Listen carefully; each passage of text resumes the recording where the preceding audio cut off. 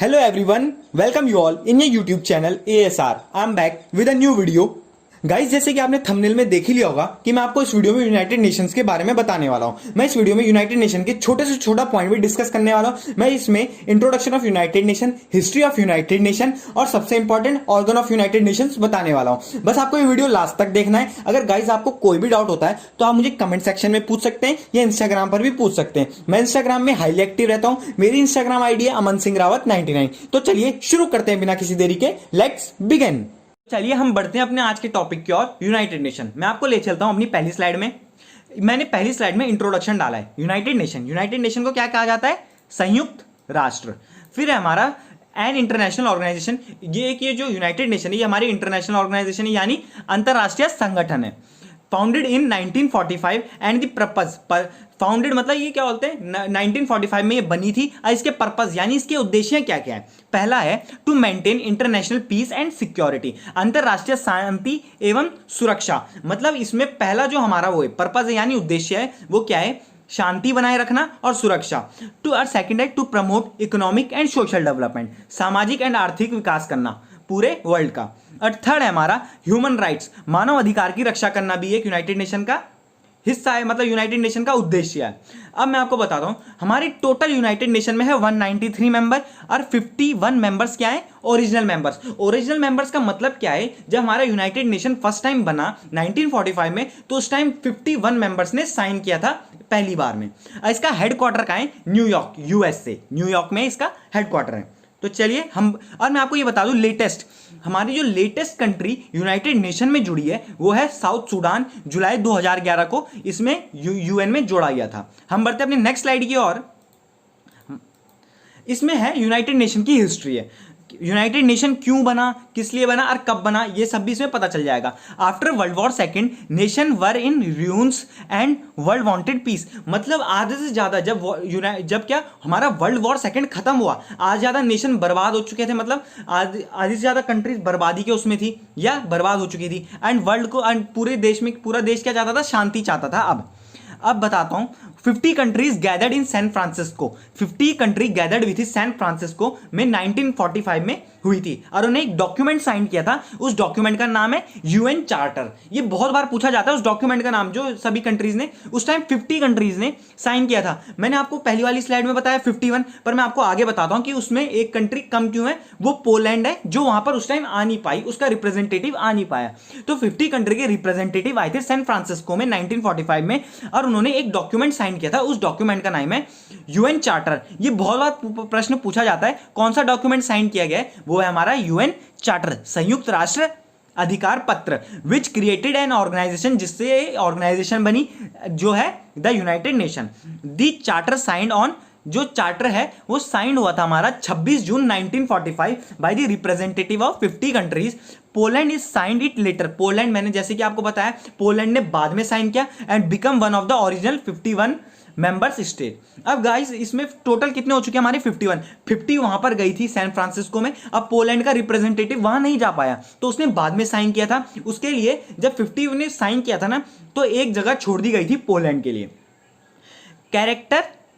Charter came into force, the UN officially came into existence on 24 अक्टूबर 1945। ये existence मतलब ये कब से लागू हो गया था हमारा? 24 अक्टूबर 1945। जो हमारा संयुक्त राष्ट्र दिवस यानी हमारा यूनाइटेड नेशन डे कब मनाया जाता है? वो मनाया जाता है 24 अक्टूबर 1945 को। और जो हमारा चार्टर साइन हुआ था वो हुआ था हमारा 26 जून 1945 को। आपको ये दोनों डेट्स याद रखनी है, दोनों डेट्स बहुत ज्यादा इंपॉर्टेंट है। लास्ट पॉइंट है, the forerunner of United Nation was the league of Nation. मतलब यूनाइटेड नेशन के पहले हमारे यहाँ एक था, हमारे यानी मतलब पूरी वर्ल्ड के लिए लीग ऑफ नेशन था। फिर बाद में क्या बना? United nation. जो लीग ऑफ नेशन था वो फुलफिल नहीं कर पाया सारी, तो इसको स्थगित कर दिया गया, इसको हटा दिया गया। लीग ऑफ नेशन भी इसलिए बनाया गया था कि सेकेंड वर्ल्ड वॉर ना हो, पर ये नहीं कर पाया, मतलब कंट्रोल नहीं कर पाया, और हमारा सेकेंड वर्ल्ड वॉर हो गया, तो इसकी तो जरूरत ही नहीं थी, तो इसको हटा दिया गया। तब हमारा यूनाइटेड नेशन लाया गया। मैं आपको नेक्स्ट स्लाइड में इसके बारे में डीपली बताता हूं। तो बढ़ते हैं हम अपनी नेक्स्ट स्लाइड की ओर।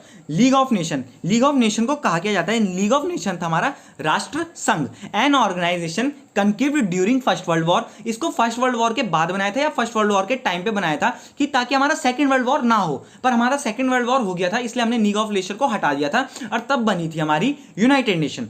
हम अब बताते हैं लीग ऑफ नेशन के बारे में, आपको मैं थोड़ा बताता हूं। Established in 1919 under the Treaty of Versailles, ये बनी थी हमारी 1919 अंडर। अब ये जो आप ट्रीटी ऑफ वर्साइल्स सुन रहे हैं, ये जैसे मैंने आपको बताया था ना, द यूएन चार्टर एक डॉक्यूमेंट था, वैसे ही ट्रीटी ऑफ वर्साइल्स भी एक डॉक्यूमेंट था लीग ऑफ नेशन का, जो सभी देशों ने साइन किया था, पर इसे बाद में हटा दिया गया पूरे लीग ऑफ नेशन को। जैसे कि मैंने आपको बताया कि ये क्या होता है, फुलफिल नहीं कर पाया, अपनी उस पर खड़ा नहीं उतर पाया, मतलब खड़ा नहीं उतर पाया, और हमारा सेकंड वर्ल्ड वॉर हो गया, तो इसकी जरूरत ही नहीं थी। To promote international cooperation to achieve peace and security, इसके गोल्स क्या थे कि क्या बोलते हैं, पूरे देश में नहीं, सॉरी पूरे राष्ट्र में क्या बनाए रखना, पीस बनाए रखना, मतलब शांति बनाए रखना, और उसको क्या बोलते हैं, शांति बनाए रखना और सिक्योरिटी प्रदान करना, पर ये उस पर खरा नहीं उतर पाया।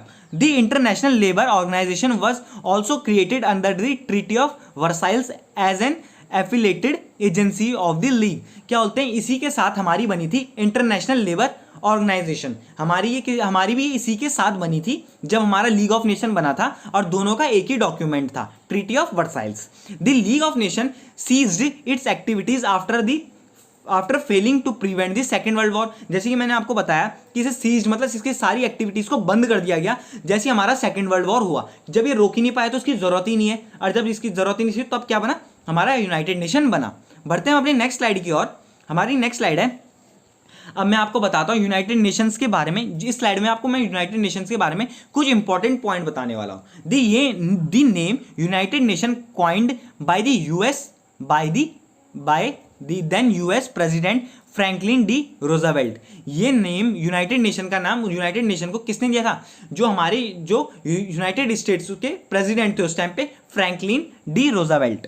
First used in the declaration by United Nation of 1 January 1942 during Second world War. इसकी मतलब पहली मीटिंग या पहली बार इसकी बात जब की गई थी वो की गई थी 1 जनवरी 1942 को। अरे ये बना कब हमारा 1945, 24 अक्टूबर 1945 को बना। Original United Nation logo created by a team of designers in 1945। इसका क्या बोलते हैं, जो लोगो बना वो 1945 में बना, और वो की एक टीम ने बनाया था डिजाइनर्स की, और लेड बाय ओलिवर लिंक्विस्ट। ये अब मैं आपको बताता हूँ, ओलिवर जो ये पत्तियां देख रहे हो ना आप, ये यूनाइटेड नेशन के लोगों के बाद ये ओलिवर की पत्तियां हैं, और ये बीच में हमारा अर्थ है। और क्या बोलते हैं इसमें, ये बीच में अर्थ दिखा रहा है हमारी, ये क्या है हमारी लॉन्गिट्यूड और लैटिट्यूड। ये है हमारी लॉन्गिट्यूड और ये हमारी लैटिट्यूड। अब बढ़ते हैं अपने नेक्स्ट स्लाइड की ओर। तो अब मैंने आपको बोला था कि मैं ऑर्गेनाइजेशंस के बारे में, ऑर्गन्स बोल लो या ऑर्गेनाइजेशन बोल लो यूनाइटेड नेशन की।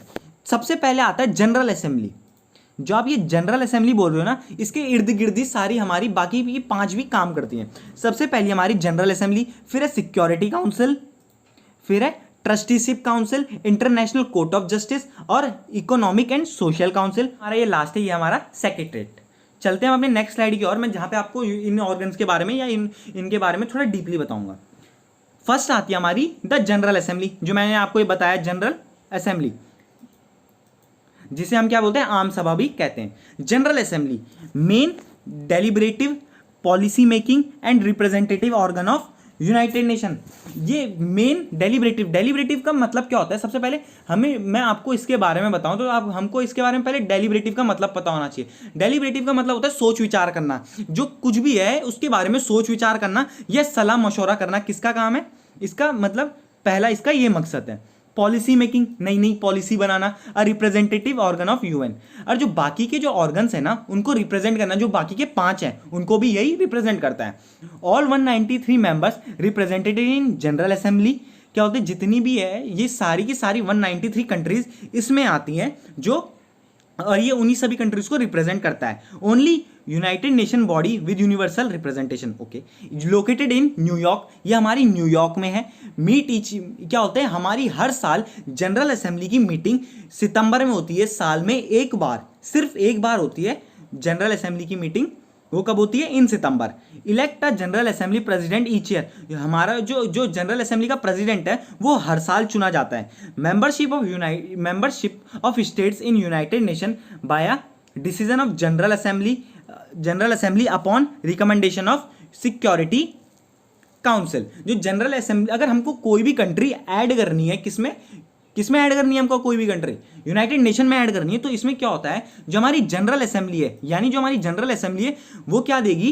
प्रपोजल देती है उसको ऐड करने का, उसी कंट्री को ऐड करने का। और जो हमारी सिक्योरिटी काउंसिल होती है वो उसको अप्रूव करती है कि उसे रखना है या नहीं रखना है। बस इतना सा होता है इसका काम। अब बढ़ते हैं अपनी नेक्स्ट स्लाइड की ओर। अब है यूएन जनरल असेंबली आम सभा के बारे में, decision making in general assembly की, मतलब कैसे कैसे डिसीजन लिए जाते हैं और कैसे कैसे इसमें डिसीजन लेते हैं। अगर हमें सबसे पहले मैं पॉइंट पढ़ के बता देता हूं आपको क्या लिखा है। 2/3 majority of decision of importance मतलब peace and security, admission of new member and budgetary matters. अब क्या होता है, जैसे मतलब किसी भी कंट्री को ऐड करना है हमें यूनाइटेड नेशन में, तो उसके लिए 2/3 मेंबर्स की मेजॉरिटी चाहिए। मतलब सपोज मैं अगर आपको बताऊं, तो अगर 3 मेंबर है, सपोज मतलब मैं मान लो 3 मेंबर है यूनाइटेड नेशन में, तो उसमें से हमें 2 की सहमति चाहिए उसको क्या करने के लिए, उसको यूनाइटेड नेशन में शामिल करने के लिए। और बजट के लिए भी यही है बस। और फिर हमारा अगला एक है हमारा सिंपल मेजॉरिटी अदर डिसीजन। जो बाकी की डिसीजन है उसके लिए हमें क्या चाहिए, जो बाकी के डिसीजन है उसमें सिंपल मेजॉरिटी चाहिए। सिंपल मेजॉरिटी का मतलब क्या है, जैसे हमारे 10 मेंबर है, सपोज हमारे 10 मेंबर है यूनाइटेड नेशन में, उसमें से सिर्फ हमें 6 चाहिए, मतलब मेजॉरिटी तो हमें 6 में ही मिल गई ना, मतलब 50% से ज़्यादा चाहिए बस हमें कोई भी डिसीजन मतलब वहाँ पर हो जाए, कोई भी डिसीजन लेने के लिए यूनाइटेड नेशन में। सिटिंग अरेंजमेंट, सबसे बड़ी बात, सिटिंग अरेंजमेंट कैसा होता है यूनाइटेड नेशन में, मतलब in general assembly hall changes each session, मतलब जो जनरल असेंबली हॉल है उसका जो उसका सिटिंग अरेंजमेंट है वो हर सेशन में चेंज होता रहता है। हर सेशन में, यानी जैसे हम कभी क्लास में रहेंगे, जब हम क्लास में रहते हैं बच्चे, तो क्या होता है, टीचर क्या बोलता है, रोटेशन कर देता है कि आगे वाला बच्चा पीछे जाएगा, पीछे वाला आगे जाएगा। ऐसे ही हमारा सिटिंग अरेंजमेंट जनरल असेंबली के हॉल में भी होता है। वहाँ क्या होता है, जैसे सपोज एक कंट्री आज आगे बैठ गया, फिर जब अगला होगा तो सबसे आगे वाला कंट्री सबसे पीछे बैठ जाएगा और जो सेकंड वाला है वो फर्स्ट पे आ जाएगा। ऐसे ही रोटेशन हमारा जनरल असेंबली में भी चलता रहता है। ड्यूरिंग दिस 74th सेशन 2019-20 को, जो 74th सेशन वो तो हो चुका है, और जो अब हमारा होगा सितंबर में वो होगा हमारा 75। तो Ghana occupied the first seat in the hall. जो 74 था, जो अभी हमारा लास्ट वाला हुआ है, उसमें घाना ने सबसे पहली सीट ली थी। यही था बस। और मैं गाइज आपको एक चीज और बता दूं, the first Indian president of general assembly, जो पहला इंडियन प्रेसिडेंट था जनरल असेंबली का, वो था हमारा विजय लक्ष्मी पंडित। गाइज इस वीडियो में इतना ही। मैं इसका पार्ट 2 बहुत जल्द लेकर आऊंगा, जिसमें हम बाकी के 5 ऑर्गन्स भी डिस्कस करेंगे। आपको अगर ये वीडियो पसंद आया तो लाइक कीजिए, शेयर कीजिए एंड सब्सक्राइब कीजिए मेरे चैनल को। अगर आपको कोई भी डाउट होता है तो आप मुझे कमेंट सेक्शन में पूछ सकते हैं या इंस्टाग्राम पर भी पूछ सकते हैं। मैं इंस्टाग्राम पर हाईली एक्टिव रहता हूं। मेरी इंस्टाग्राम आईडी है अमन सिंह रावत 99। आपसे अगली वीडियो में जल्दी मिलूंगा। थैंक